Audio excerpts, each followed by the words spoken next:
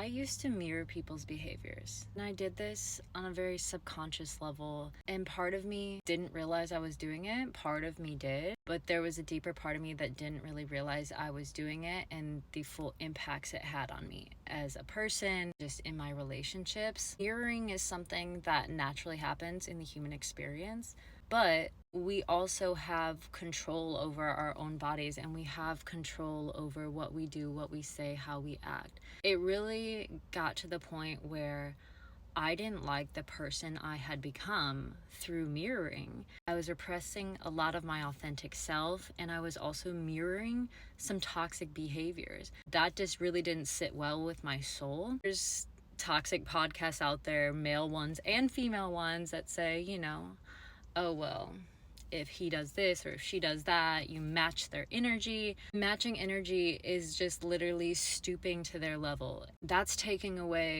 taking energy from yourself. For me, it was a lack of emotional regulation, where if someone said or did something toxic to me and I just mirrored it, that was a lack of emotional control and emotional regulation for myself. And that's not something I'm proud of, but it's something I can recognize, and as long as I recognize it, I can grow from it. What I think is really important is just being able to say, hey, yeah, I'm not perfect and there's many areas I need to grow in. Maybe that's one of them for you. It definitely has been one of them for me. But the more that I can identify the areas that I need to grow in with humility, but also with grace and patience for myself, and without this lens of judgment and harshness towards myself for not being perfect enough, the more I can actually grow. Because I used to look at all of my flaws with just this harsh, critical attitude, and it actually